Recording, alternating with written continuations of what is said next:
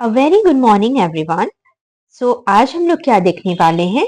We will be doing daily current affairs आपके BPSC exam के लिए, जो कि 71st वाला कमेंस होने वाला है। ठीक है। और विद दिस हम लोग किस मीडियम के थ्रू इसमें स्टडी करने वाले? Proper English medium. ओके। सो आप लोग इस चैनल से जुड़िए और इंग्लिश मीडियम के करंट अफेयर्स वाया एमसीक्यू, ठीक है, वाया एमसीक्यू आप मेरे साथ प्रैक्टिस करें और उससे रिलेटेड इंफॉर्मेशन आप लें। Okay ji. So let's begin. तो देखिए, अपना सबसे फर्स्ट न्यूज है और क्वेश्चन है with regard to your external commercial borrowing, ECB. ECB आपका क्या है जो कि इनकरेक्ट है ना? क्वेश्चन को ध्यान से पढ़ेंगे, इसमें करेक्ट पूछ रहा है क्या? नहीं, इसमें क्या पूछ रहा है? आपका इनकरेक्ट स्टेटमेंट पूछ रहा है। ओके। सो सी, ECB क्या है? ECB are loans raised by Indian entities from non-resident lenders. ECBs can be raised only in foreign currency. ठीक है। Reserve Bank of India regulates the ECB framework and ECB can be used for specific purposes like infrastructure development. तो इसमें क्या होगा? The Reserve Bank of India regulates the ECB framework. ये क्या है? आपका सही स्टेटमेंट है। Then ECB can be used for specific purposes like infrastructure development. ये भी आपका सही स्टेटमेंट है। ECBs are loans raised by Indian entities from non-resident lender. ये भी आपका सही स्टेटमेंट है। ठीक है। तो ECBs can be raised only in foreign currency. नहीं जी, ये आपका गलत स्टेटमेंट है ना? ECB आपके दोनों करेंसी में रेज किए जा सकते हैं। इधर इट इज INR, ठीक है, और इधर it is your foreign currency. ठीक है। तो आपका स्टेटमेंट क्या था कि मैंने बताना था कि कौन सा स्टेटमेंट इसमें से इनकरेक्ट है। तो ऑप्शन क्या हो जाएगा? B. B will be your correct answer. Okay.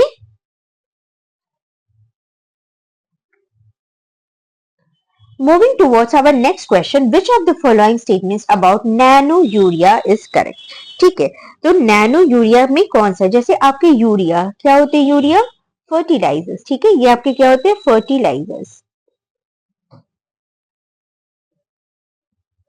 उसी तरीके से आपका एनपीके होता है ना? एनपीके होता है जो कि आपका नॉर्मल यूरिया होता है। ठीक है। वैसे ही अब नया टेक्नोलॉजी आ गया विच इज योर वो नैनो यूरिया। ओके। तो इसमें क्या रहता है? आपके जो साइज रहते हैं ना ऑफ द पार्टिकल्स, वो नैनो पार्टिकल्स होते हैं। ठीक है। तो ये आपका क्या है? It is a liquid fertiliser developed to enhance nitrogen use efficiency. It is a solid organic fertilizer used as a pesticide substitute. It is a genetically modified crop variety for high yield. It is an alternative to potash fertilizer. देखो जी, सबसे पहले तो आपने ये eliminate कर देना है ना, genetically modified crops. GM crops होता है क्या? नहीं। इसमें क्या आप जेनेटिकली मॉडिफाइड कर रहे हैं? कुछ जीन्स में चेंजेस कर रहे हैं क्या? जीन्स में चेंजेस कर रहे हैं क्या? नहीं, है ना? जो आपको पता होगा, जो आपके डीएनए होते हैं उसमें आपके जीन्स होते हैं, और जीन्स क्या होते हैं? आपके बेसिक हेरिडिटरी स्ट्रक्चर होते हैं ना, बेसिक हेरिडिटरी यूनिट होती है। ओके जी। तो जीन्स में तो चेंजेस हो नहीं रहे, तो ये ऑप्शन होगा आपका eliminate. It is an alternative to potash fertiliser. नहीं, ये पोटैश फर्टिलाइजर के लिए यूज नहीं होता, ऑल्दो आप इसको कैलकुलेटिव गेस के लिए रख सकते हैं, बट ये नहीं होता है। ठीक है। सॉलिड ऑर्गेनिक फर्टिलाइजर होता है used as a pesticide substitute. नहीं, आपका पेस्टिसाइड्स क्या होता है ना, वो पेस्ट किलिंग के लिए होता है। पेस्ट मतलब पता है, जो आपके पेस्ट लग जाते हैं, कीड़े मकोड़े लग जाते हैं, पेस्ट किलिंग के लिए होता है। तो नहीं जी, ये आपके पेस्ट किलिंग के लिए भी नहीं यूज होता है। ठीक है। तो ये क्या है? ये एक लिक्विड फर्टिलाइजर है ना? मैंने क्या बोला था? इसमें नैनो पार्टिकल्स होते हैं ना, मतलब इसका जो साइज, ग्रेन्स का जो साइज रहता है ना, वो बहुत छोटा रहता है। ग्रेन साइज इसमें बहुत छोटा रहता है। ठीक है। तो इससे इससे क्या होता है ना, इससे क्या होता है देखो, जैसे ही इसका ग्रेन साइज छोटा रहेगा, ये आपका क्या है? प्लांट है। ठीक है। जैसे ही इसका ग्रेन साइज छोटा रहेगा, इसका एब्जॉर्प्शन इंक्रीज हो जाएगा, है ना? इसका क्या हो जाएगा? एब्जॉर्प्शन रेट इंक्रीज हो जाएगा।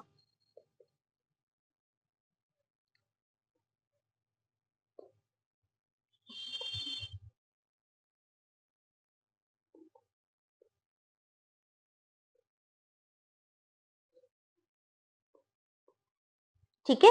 तो इसके कारण क्या होगा? इसका बेटर यूज, है ना, बेटर यूज होगा। बेटर इसकी क्या रहेगी? एफिशिएंसी रहेगी। एफिशिएंसी इसकी क्या हो जाएगी? इंक्रीज कर जाएगी। ठीक है, बेटर एफिशिएंसी रहेगी। ओके। तो ये है अपना क्या, नैनो यूरिया। ओके, तो अपना जो कन्वेंशनल यूरिया है ना, उस पे अपना डिपेंडेंसी भी क्या होगा, कन्वेंशनल यूरिया पे जो डिपेंडेंसी है वो क्या होगी, घट जाएगी, है ना। ठीक है, so moving forward towards our next question, which is what primary objective of green energy open access rules. Green energy open access rules का क्या primary objective है, to mandate the use of only fossil fuel for energy generation. ये क्या लग रहा है, देखो just in green word का यूज कर दिया गया है ना, तो फॉसिल फ्यूल सिर्फ यूज करना, फॉसिल फ्यूल्स आप समझते हो क्या होता है, जैसे आपके कोल्स, पेट्रोलियम, नेचुरल गैस हो गए, वो सारे आपके क्या फॉसिल फ्यूल्स है ना, coal, petroleum and then natural gases. और अभी तो बहुत सारी बातें चल रही है कि आपके जो नेचुरल रिसोर्सेज हैं, जैसे कोल, पेट्रोलियम, नेचुरल गैसेस, इस पे हमें क्या करनी है, डिपेंडेंसी कम करनी है और हमें मूव करना टुवर्ड्स आवर ग्रीन फ्यूचर, है ना। ग्रीन फ्यूचर, ग्रीन फ्यूचर मतलब कैसे, जो कि एनवायरमेंट फ्रेंडली हो, है ना, एनवायरमेंट फ्रेंडली हो। ठीक है, तो ये ऑप्शन तो आपका पहले ही एलिमिनेट हो जाएगा। ठीक है, coming towards our next option, which is to facilitate large scale open access to renewable energy, हो सकता है ना, renewable energy की बात कर रही है, for all consumers including households. Thirdly, to restrict open access to renewable energy only for industrial users. देखो ये कुछ ना हमें अजीब सा स्टेटमेंट लग रहा है ना, रिन्यूएबल एनर्जी का यूज करना तो हमें तो हर स्पेयर में यूज करना चाहिए, हाउस होल्ड में भी यूज करना चाहिए, तो अच्छी चीजें होती है ना, ये आपके कैसी फ्यूल होती है, क्लीन एंड ग्रीन फ्यूल। ठीक है, तो इनका यूज करना, ठीक है, सिर्फ और सिर्फ इंडस्ट्रीज के लिए लिमिटेड कर देना, ये कुछ जम नहीं रहा बात, है ना।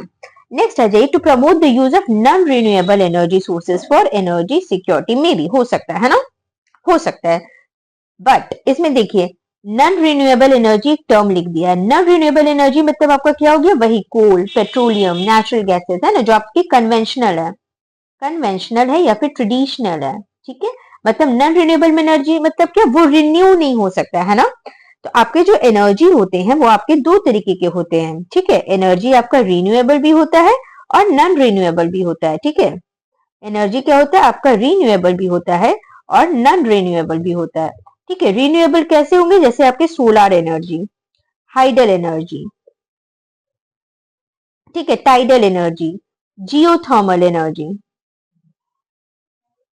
और नॉन रिन्यूएबल कैसे होगा, जैसे आपका थर्मल पावर प्लांट, जिसमें आपका क्या यूज होता है, कोल।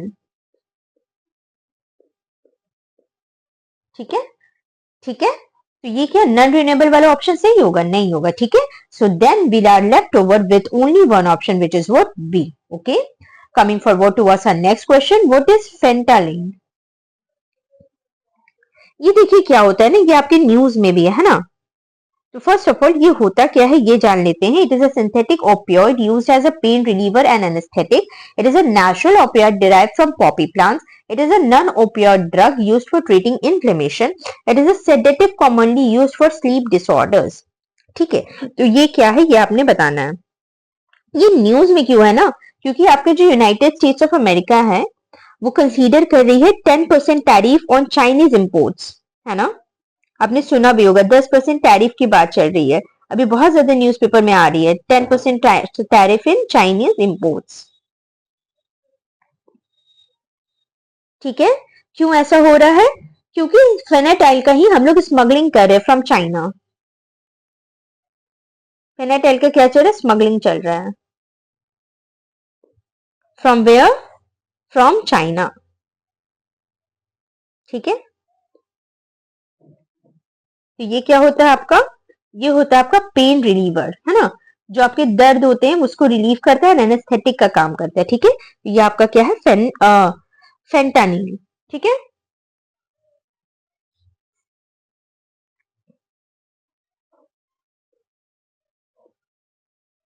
Okay ji, moving towards our next question, lake Victoria.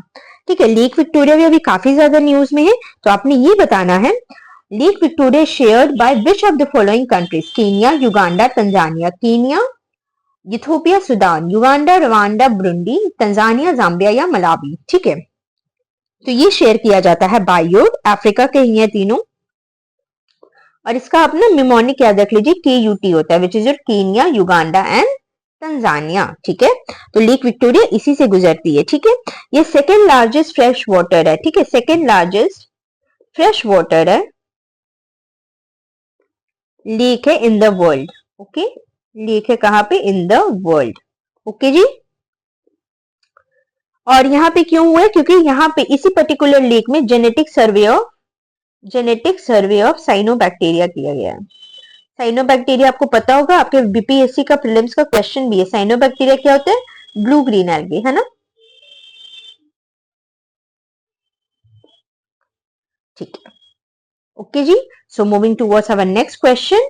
उसके पहले आप ये जान लो कि हमारा बीपीएससी मींस की स्पेसिफिक टेस्ट सीरीज आ चुकी है, जिसमें जीएस1 जीएस2 रहेगा प्लस एसए रहेगा। उसके आपके टोटल 17 टेस्ट होंगे, which is enormous number of test. और सबसे अच्छी बात यह है कि हम लोग इसमें आपका स्टडी प्लान भी दे रहे हैं ना, कि आपने कौन सा सब्जेक्ट्स कब कंप्लीट कर लेना, स्टिपुलेटेड टाइम बाउंड मैनर में आपका सारा चीजें क्या हो जाएगी? कंप्लीट हो जाएगी। टाइम बाउंड मैनर में आपकी सारी चीजें कंप्लीट हो जाएंगी। तो आपको जरूर जरूर इसका क्या करना है? लाभ उठाना है। ये ऑनलाइन ऑफलाइन दोनों मीडियम में होगा, तो कोई टेंशन की बात नहीं। अगर आप पटना में हो तो ऑफकोर्स आप सिविल फोरो आओ। ये आपका लोकेशन कहाँ पे है? बोरिंग रोड पटना में है, ठीक है। आप आओ और ज्वाइन करिए। और ऑनलाइन की फीस जो है 2499 है, वेयर एज ऑफलाइन की फीस आपकी 3999 है, ओके जी। और स्टार्ट कब से हो रहा है? 2 फरवरी 2025 से हो रहा है। So go and grab the opportunity. ये रहे आपके कॉन्टैक्ट नंबर, तो आप कॉल करें और अपनी सिलेक्शन को सिक्योर करें, ओके जी। चलिए अब आ जाइए towards our next question, which is the Padma awards. अभी रिसेंटली मिला है ना, जब मैम ने बोल ही दिया कि रिसेंटली मिला, तो ये आपके जनवरी के इवेंट होंगे, हाँ जी। The Padma awards are announced every year on which occasion? Republic day, independence day, ये तो आपने काट देना है ना। इंडिपेंडेंस डे कब होता है? 15 अगस्त को। गांधी जयंती या कॉन्स्टिट्यूशन डे, तो कब है ये? रिपब्लिक डे, ठीक है। ये कब है? 26 जनवरी को होता है, 26 ऑफ जनवरी, ओके जी। गांधी जयंती कब होता है? आपका 2 अक्टूबर, है ना। और कॉन्स्टिट्यूशन डे कब होता है? Let me note down in the comment section. मुझे देखना है कि कितने बच्चे हैं सिंसियर, ठीक है। और आप अभी से ही कैडेंस का प्रैक्टिस करोगे, ओके जी। अब देखिए, पीएम श्री स्कीम ये न्यूज में थी, है ना।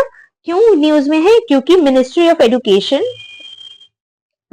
एजुकेशन क्या है? पीएम श्री स्कूल में विटनेस किया कि 76% राइज हुआ है in the student enrolment in the 5 states. और जबकि आपके नॉर्थ ईस्टर्न स्टेट्स है ना, मणिपुर, त्रिपुरा, मेघालय, फिर आपके मध्य प्रदेश भी इसमें इनकॉर्पोरेटेड है, देन राजस्थान भी है, ठीक है। तो 76% आपका ग्रॉस राइज हुआ इन द स्टूडेंट इनरोलमेंट, ठीक है। वेयर इन 5 स्टेट्स, है ना, 5 स्टेट्स में देखा गया है, ओके जी। फटाफट से आप ये ऑप्शन बता दीजिए कि इसके करेक्ट ऑप्शन क्या होंगे।